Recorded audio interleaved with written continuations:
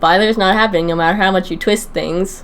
What was twisting? You stated what happened in the show. What was twisted?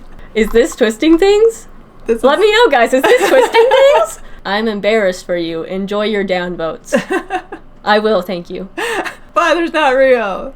Shut up, you're delusional. You're delusional, yeah. Girl, everyone can see your post history. You're a Byler, and even the questions you ask about these various scenes show how you do not understand the show at all. What?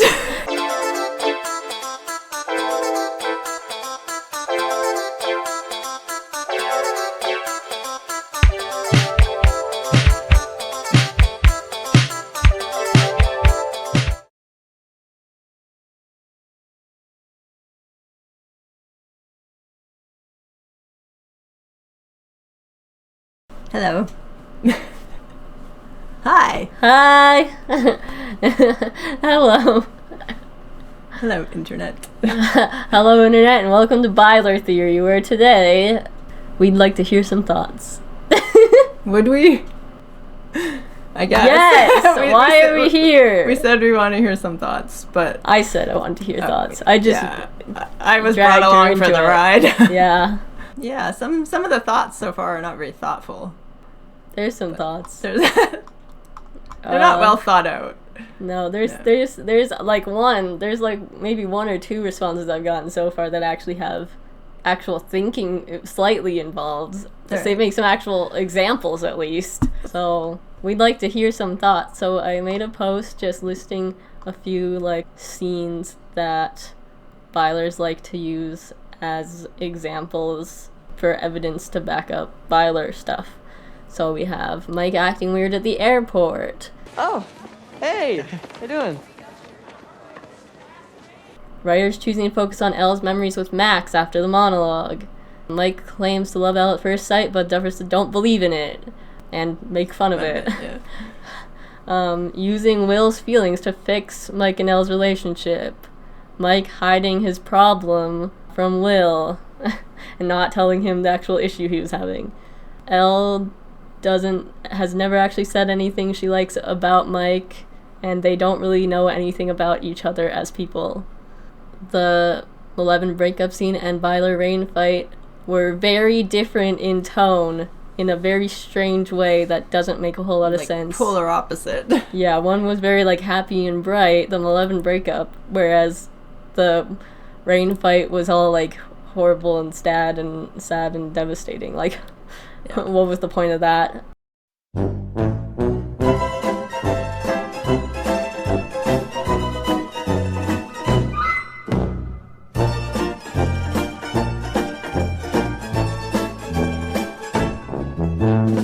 And then Max says he'll come crawling back to you in no time, begging for forgiveness, and then what Mike actually does is bike across town after Will to immediately go apologize to him. In the same episode. In the same episode, yeah. That would be episode 3.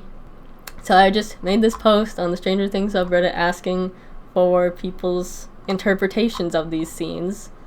It looks like from non-Byler perspectives, because most people on here are not accepting of Byler. So I was just curious about the non-Byler interpretations of these scenes. Like, how does the general audience view these scenes in a non-Byler way? That sort of thing, just to broaden my perspective on it and understand the other sides.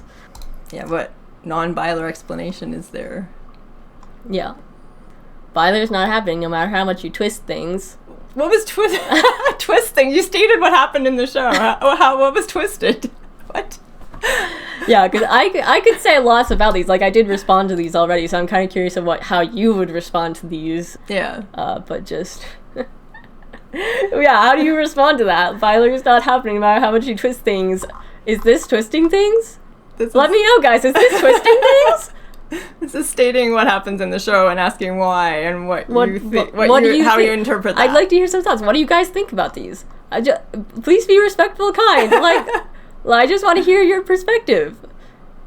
Like, what about that is twisting anything? I'm trying to broaden my perspective, and people are like, nah, not happening, no matter how much you twist things. I wasn't trying to. I'm trying to hear the other side. I'm trying to listen to other people's points of view. That seems like the opposite of what you're accusing me of I'm that doesn't make a whole lot of sense. If I was trying to twist things, why would I be willing to listen to the other side? Why would I be looking for the other side's arguments and evidence? Why would I care if I was this, like, if I really wanted Byler to be real and I'm twisting things to, like huh? Byler's not happening. I'm asking for people's interpretations. Girl, everyone can see your post history. You're a Byler, and even the questions you ask about these various seems show how you do not understand the show at all. What? It's not going to happen. That's what I said after, but we'll get to that. Do not understand this show at all. That's fine. You do not understand the show at all. It's not going to happen, and why you've gotten 0 comments taking you seriously. Yes, but no one's actually giving any proof to back up their claims. It's not going to happen. Prove it. Show me evidence. How do you personally interpret these scenes? I'd be more inclined to believe you if anyone actually state legitimate evidence. Not provided, blah, blah, blah. Or even answer the question, other than, like, nobody, it didn't say anything about Byler. It just said these scenes happen. I didn't mention my interpretation. I was just, like, asking for other people's point of view on it. And their point of view is, Byler's not real. Shut up, you're delusional. You're delusional, yeah. No one needs to provide proof because we all know how bad you all are at understanding this and will simply ignore what you don't wish to hear. The legitimate evidence is the canon story. You just don't like it, so you've chosen to ignore it. I'm embarrassed for you. Enjoy your downvotes. I will, thank you. The hell? Give examples! Give examples then. If the canon story is the evidence, then give me examples. Why can't you list examples? List examples then of how it proves your point. If you could prove your point, why are you not actually giving evidence? And that makes me feel like you don't actually have anything and you're just saying stuff, but you don't actually have any examples or evidence. Like, it's right up there with the argument of, like, well, Mike's not gay because he has a girlfriend. Like, that doesn't mean anything. That's not how that doesn't mean things can't evolve. You need to back up that claim. Well, there's evidence he has a girlfriend. There's not evidence that he's going to stay with his girlfriend. That's or not that he's straight, though. The claim is that he's straight. Yeah. You need to back that up with evidence, and just he has a girlfriend is not sufficient evidence of that he is straight, because he could be bi. Have girlfriends. Him having a girlfriend could mean that he's bi. Or it could mean that he just wants to be straight, so he's... what was that clip in Modern Family where Mitch was like, I had lots of girlfriends when I didn't want to be gay, or something like that. When I was trying to be straight. Yeah, exactly, yeah. You know, Alex, you and Michael remind me so much of me and my first girlfriend, Annabelle Pickett. Huh. You had a girlfriend? Yeah, cutest girl in Sunday school, too. So one year, I asked her to go to the Church Bazaar lip sync contest with me, and we did our version of Endless Love, which was ironic because 2 weeks later, I fell head over heels for a young, square-jawed rodeo ticket taker named Woody Ray. Oh, no. Of course, she was devastated, just destroyed her. And then she spray-painted something unrepeatable on my daddy's barn and never spoke to me again. Wow, and all because she wanted you to be something you just weren't. Mm-hmm. Ugh, yeah. Stop, I get it. I know what you think about Michael, Mom. You didn't have to bring in your big gay guns to back you up. No offense. None taken. I kind of like it. Okay. I told them that this was a bad idea, all right? You know, maybe Michael's gay, maybe he's not. He is. Your mother just wants you to have all the information so that you can go slow. Uncle Mitchell, he's straight. We kissed. Oh, honey, I kissed a lot of girls when I wanted to be straight, and your Uncle Cam kissed some too, he says, but that's neither here nor there. I'm saying this as someone who's not really care about the ships in the show, Byler, Malevolent, or Jopper, whatever. You are looking way too much into this.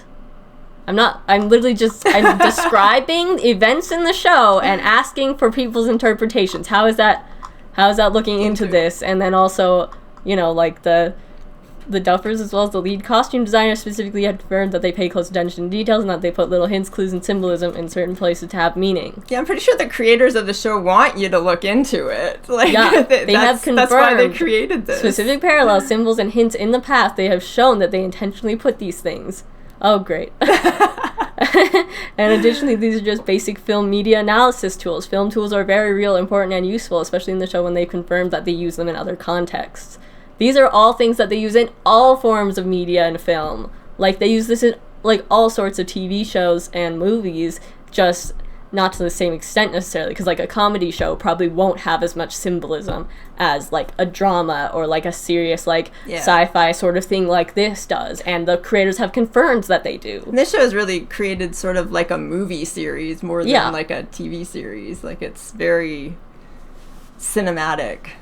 Like there's a lot more put into it than what you would get in a regular like TV series where you have the 24 episodes or whatever, and it goes like there's a lot more thought put into it. It's film theory, not like the YouTube channel Film Theory, but like literal film theory, like color theory, like blocking, like angles, like shot angles, the camera, like everything. Like that is all taken into consideration and important. That is purposeful. Those are choices that they make intentionally, and they do have meaning, even if it's just slight. Even if it's just a little bit, it has some kind of meaning. And I'm sure they would appreciate people actually paying attention to it and looking into it. Because they take a lot of time doing that. Yeah, like they... Yeah. Stop trying to make fetch happen. What? What? Like, I don't know. That's from Mean Girls, I'm pretty sure. Oh, yeah. Oh, now I get it, yeah. That one's funny, actually. I like it. I don't really like the principle behind it, but it's funny. So good job. We'll come back to this one because it's a long one. Hey OP, Byler isn't real. Your post history is telling. Give it up. Girls, that's enough. Wait, I'm sorry. What was that one? Girls, that's enough. Girls, you're both pretty. Can we go home now? As someone who doesn't have a preference when it comes to Byler and Malevolent, next season needs to have a scene where Mike and Will hash it out. Yes. Obviously. Yes. They will. I mean, they're at least friends. We can all agree that they are at least friends. So they're going to have a conversation at some point, and we know that Will is going to come out to him at least. Then me just trying to reiterate that, hey, I'm asking for people's interpretations. Let's be respectful. I'm literally trying to know what other people think of these events, and no one is even... Yeah. Will does not like Mike. What show have you been watching? I don't think they've even seen the show. I swear, this person has never seen it. They saw season 1 maybe, and then that's it. And they said they didn't mix up the characters' names. No, because they doubled down. Yeah, they doubled down. Here. So I first responded with, Will's confirmed to like Mike. Did you mix up their names, or are you that in denial? No, they are best friends. Will misses the way it used to be as a friendship. Huh? Alright, let's find this.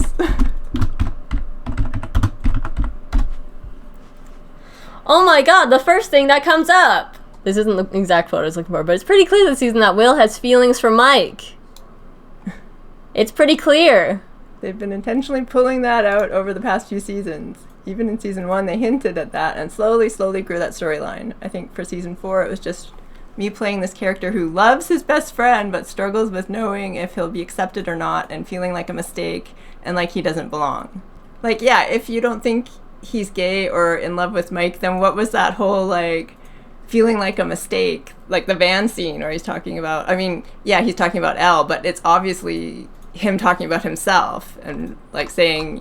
You make her feel like she's not a mistake or she's even better for being different. But he's talking about himself. Like, it's very clear. I had no idea Will was gay. Yeah. Will does not like Mike. Be for real, like, Cass and the Duffer Brothers have confirmed it. I'm not a big fan of Byler. I do believe Mike is straight. However, it is pretty obvious that Will likes Mike. Will being gay has been implied since season 1, and season 4 was beating us on the face with the fact that Will likes Mike. Yes. In denial of what? Will likes Mike, that's fine, but Mike doesn't like Will that back, lol. How do you know? How do you know? Prove it! Where's evidence? Examples! Okay, now to one of the long ones. Okay. It's like people forget Elle literally watched her friend get snapped to pieces and literally die in front of her, and even after she brought her back, Elle still couldn't find Max in the void, so like, no duh, she would hardly want to talk to anyone. Her and Mike talked a bit in the van on the way back to Hawkins, but not much. Like, Elle wanted to just be left alone. She still thought Hopper was dead at that point before Hopper walked in. Max just got snapped to bits. Hawkins, her home, gets absolutely destroyed, and Vecna had technically beat Elle. Season 3, I guess Byler's just forget how Hopper quite literally threatens Mike and to stop being around Elle 24/7 to the point Mike has to lie because the threat of Hopper not letting them date anymore. That lie ends up with Elle going to Max hearing it and believing under the assumption that Mike is genuinely acting like that and tell Elle he's treating you like that. Goes on, and Max shows her there's more going on. They become friends. Max and Elle. This is all one sentence. Punctuation is good. There's commas. This is okay. It's not all one sentence, but they are really long sentences. Max shows her there's more going on. They become friends. Max and Elle, now still under the assumption, catch Mike at the mall in his lie when Mike was literally losing it and panicking because of what Hopper forced him to do, and then they went to the mall to buy something for Elle to make it up. But Max and Elle don't know that. They just think he's being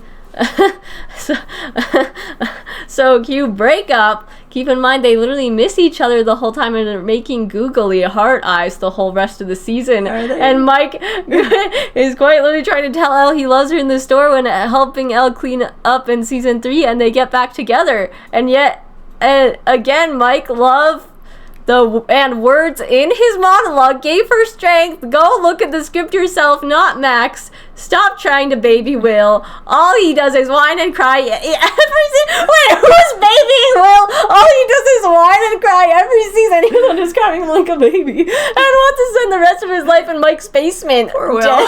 Skull. Look what he's been through. Of course he whines. You'd whine and cry too. I'm surprised he doesn't whine and cry more.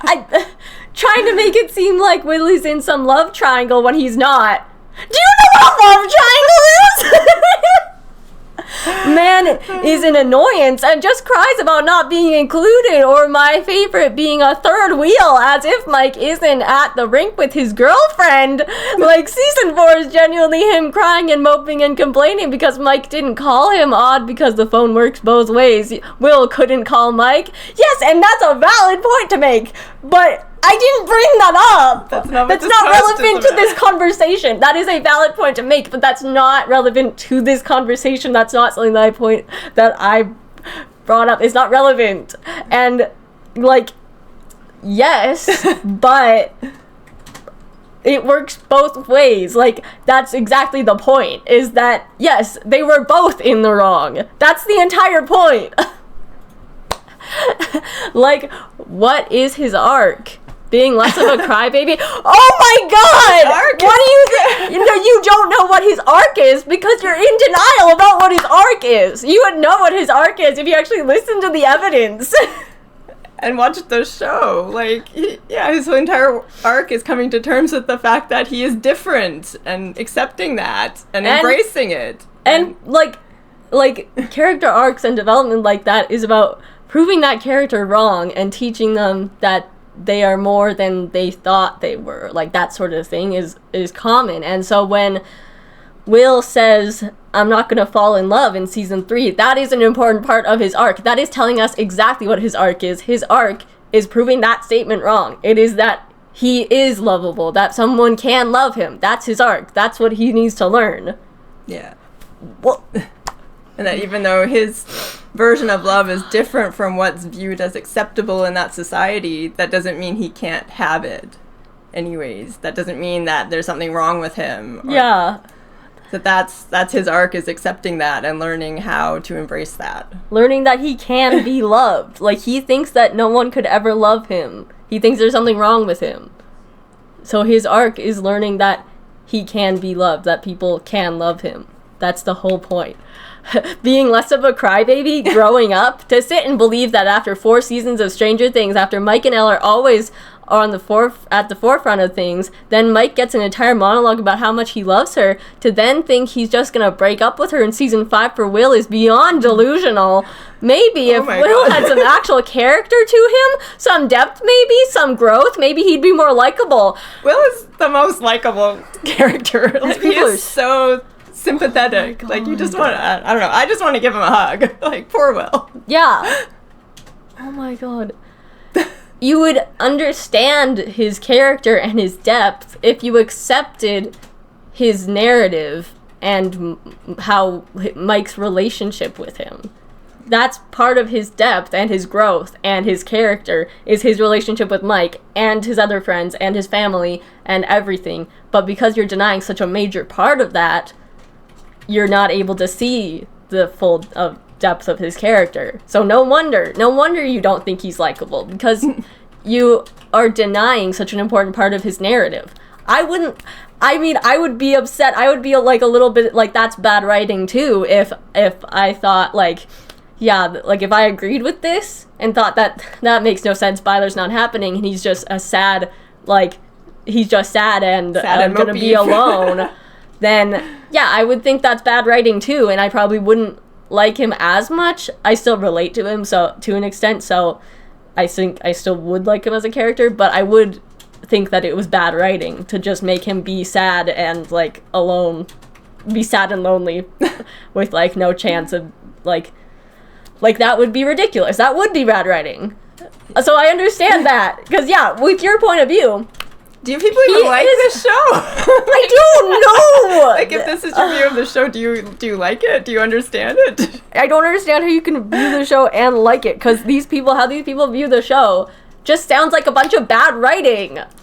This sounds like bad writing, and yet they're like, this is it, Malevolent, no Byler, that's illegal. Yeah, and the entire, like, oh, he has this entire monologue about how much he loves her. Who tells him to say that? Like, he doesn't say that until Will tells him. Same thing up here. They talked about how Mike went to the mall to get something to for Elle to apologize. He only did that because Lucas told him to. Lucas encouraged him to.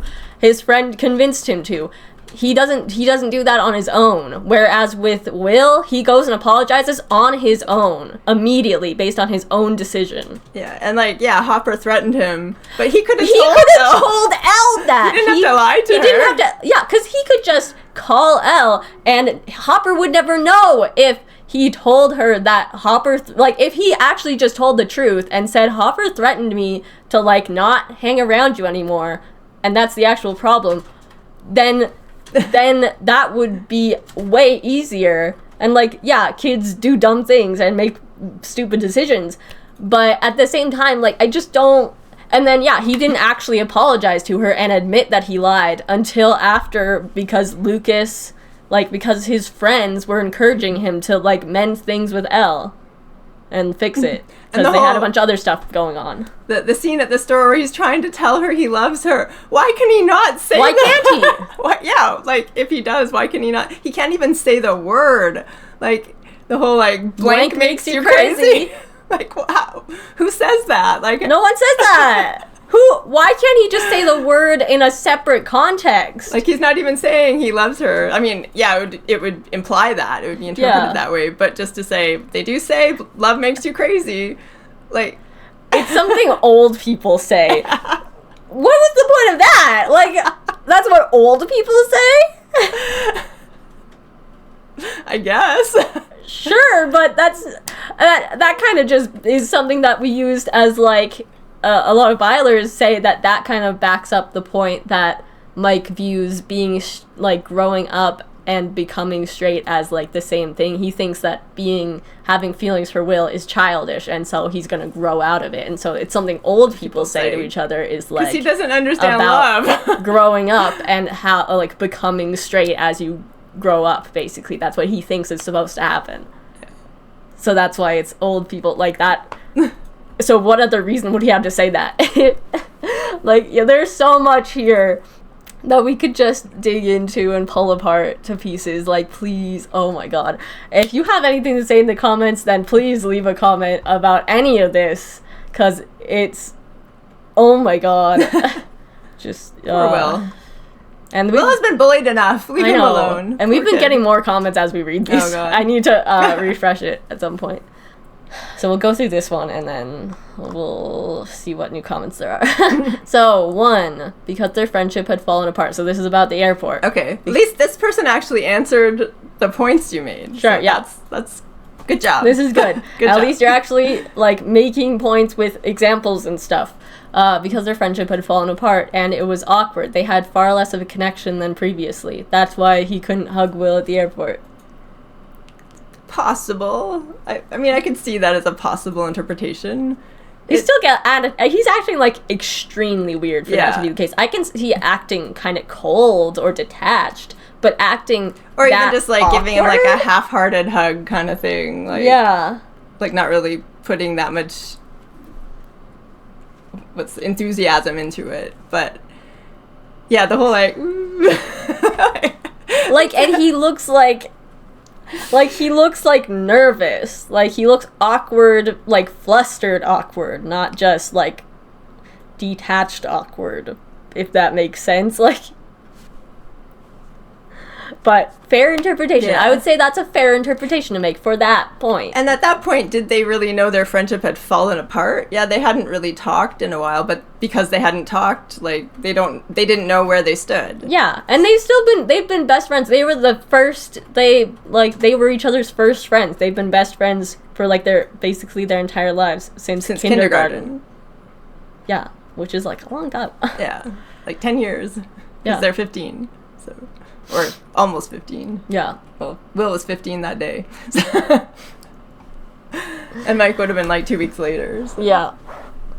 Okay. Because that scene was about Max and Elle, and the Duffers had limited scenes to choose from. What? Did they? Which scene? They're talking. That one is about focusing on Elle's memories Max after the monologue. There's more to life than stupid boys.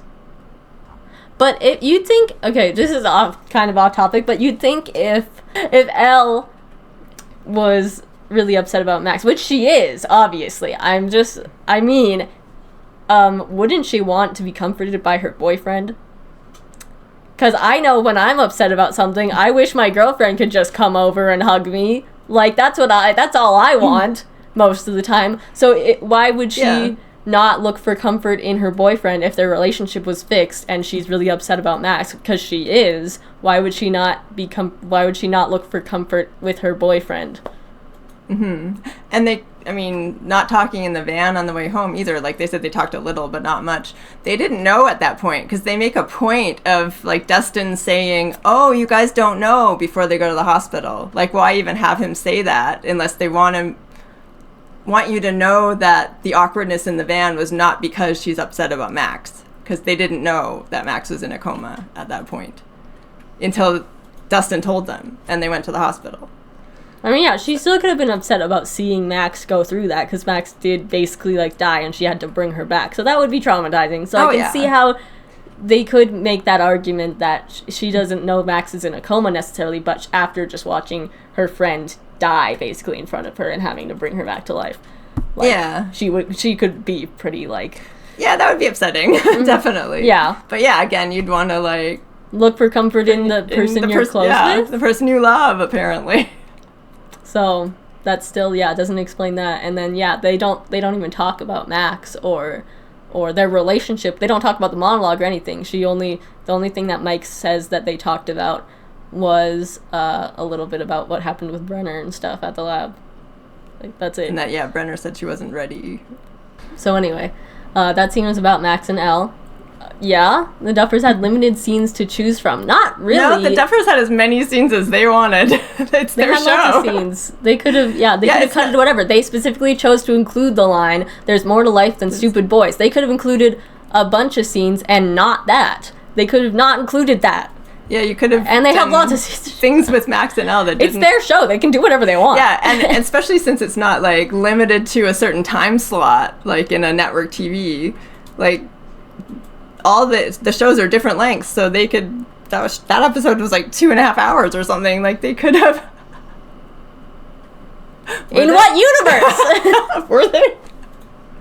No. She walks by and, like, watch slams the door.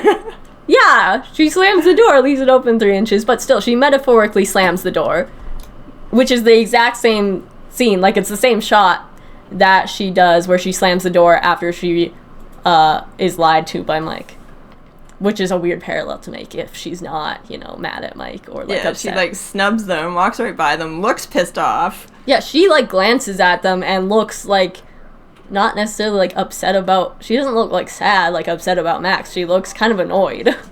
So I'm actually curious. I hope they address that. I'm curious as to what exactly she's annoyed about. Like, why does she seem mad? Because I think she knows that he lied in the monologue. Okay, yeah, that could be. Because it's pretty obvious. Like, she was around. She knows that it wasn't love at first sight. She knows that because she was there when they said send her back, when they were planning to get her to go away. Yeah. She knows that's a lie, at least. She knows the first thing he said when he saw her is, guys, that's not Will. Except they cut that scene, which is really weird, because the first time I watched season 1, they had that at the end of episode 1.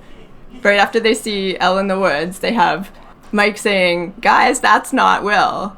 But then when we went back and watched it after, I was looking for that specific scene because I wanted to like double check who said what and whatever. And it wasn't there anymore. Like, they cut that line out. But if you watch in the trailers, I think it's in the trailers, they still have the line in there. It's the exact same line. It's just the dialogue, just kind of over a scene without any context to it. But it's still there. It's the exact same line that they had cut. Yeah. So it did exist. I didn't imagine it. I'm a little fuzzy on that because when I was first watching season 1, like, I wasn't like super interested in it and I wasn't like paying that close of attention. I'd already seen it like 3 times at that point, so I remembered that line. I didn't see the trailers until after, and then I was, when I saw that, I was like, there's the line. That's it. That's the one. Yeah. And we even thought, like, maybe it was when they pulled Will's body out of the quarry, that's when he said it. But then they showed that scene too, and he said something similar to that, but it wasn't the same line.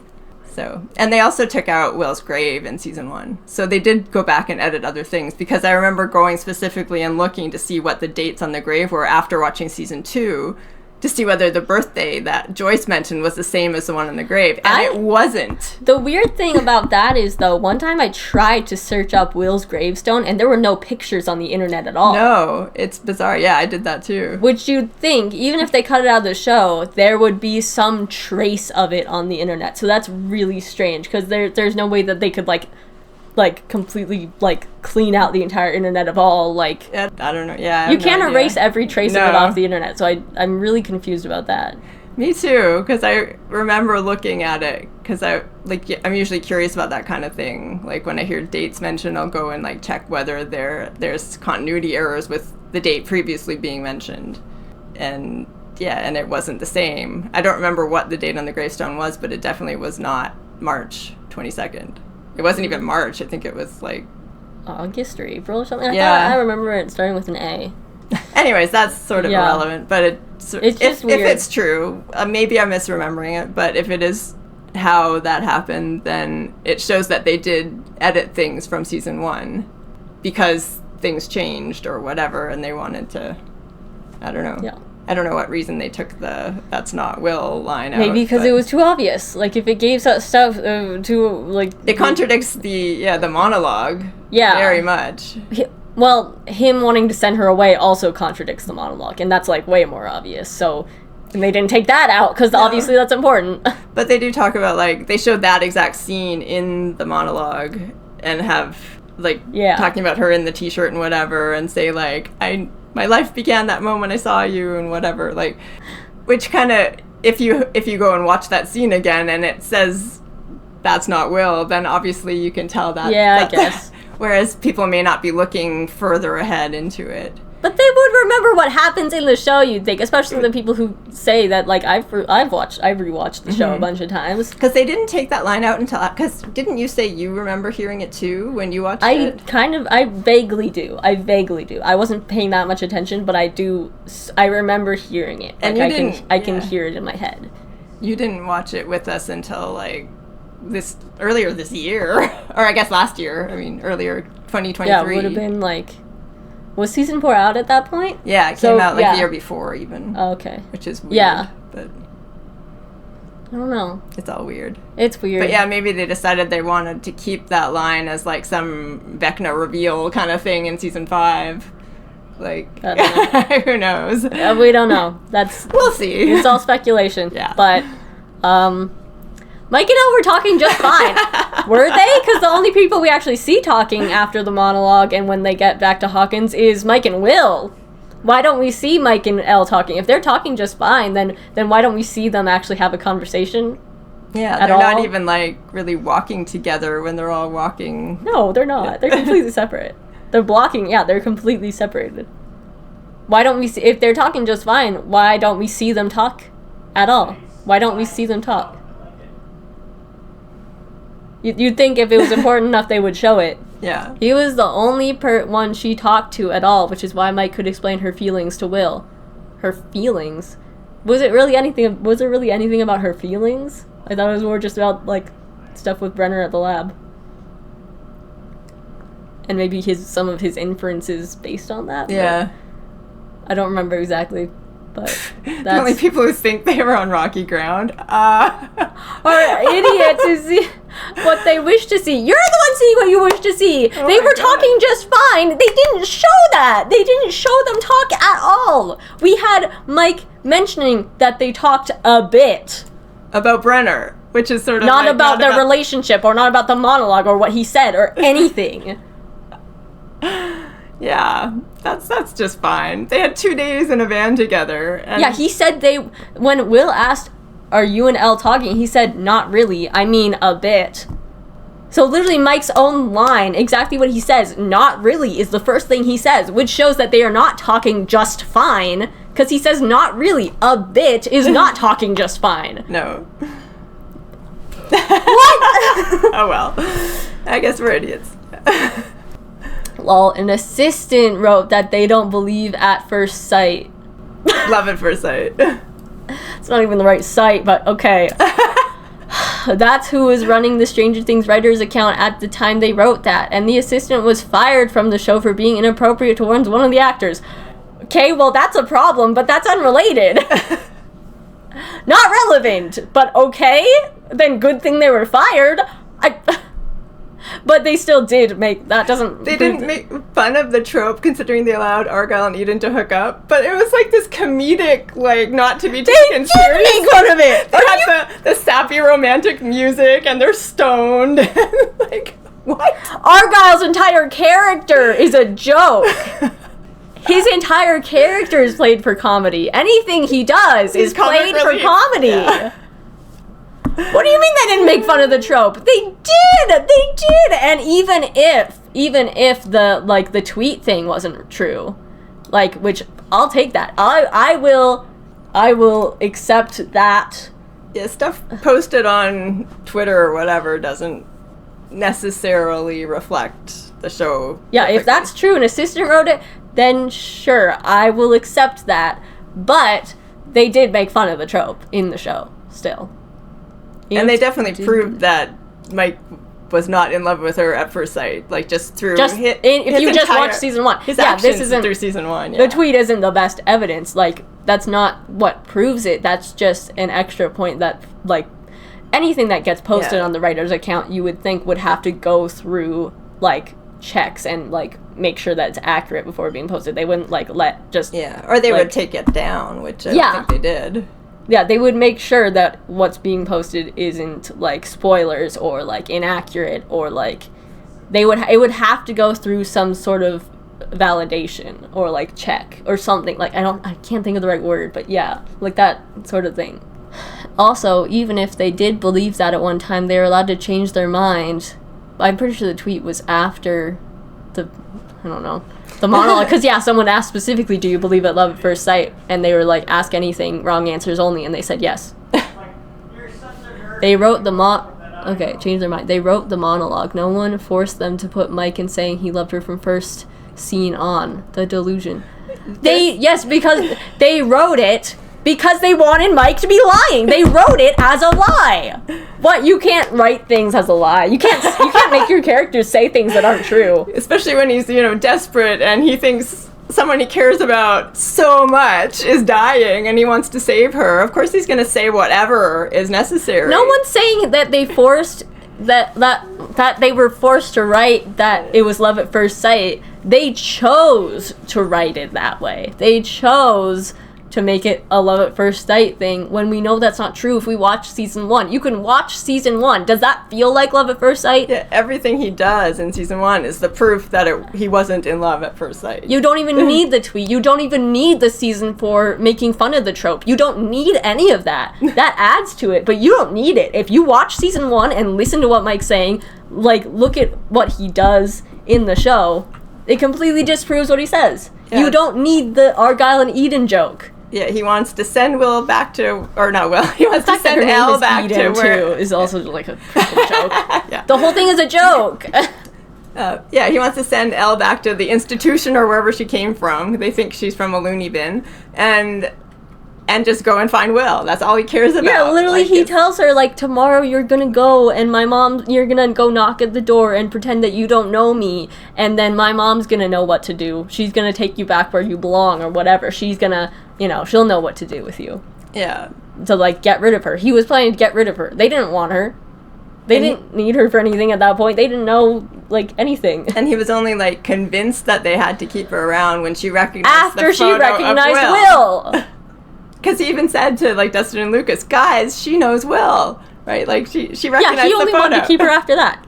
Literally before that, like, freaking 2 seconds before that even, he was talking about how, like, he was, like, literally wanted to get rid of her. Well, he did kind of hesitate, like, after she said it was, did the thing with the gun, like, bad people or whatever. Well, so, yeah. he didn't want her to get killed or them to get killed, obviously. Sure, yeah, obviously. Obviously. So, yeah, he was at that point not wanting to go through with his plan. Yeah. But I don't think he was in love with her then. No. Like, nobody's just like... No one, anyone, if someone came to them and was like, bad men are after me and have guns and could kill people, like, they wouldn't just send that person back out, or else they would obviously be a terrible person. And Mike is not a terrible person. We know that he's kind. He cares about people. Mm-hmm. But that doesn't mean that he was in love with her. That just means that he's a compassionate person. That means he's a decent human being. Anyone who wouldn't do that is a not decent person. Mm-hmm. We know that he is at least a decent person for not wanting to put her in danger. That's not love. That's being a decent person. Yeah.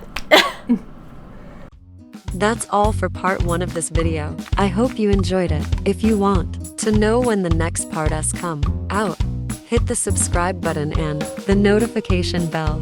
Happy Bylering!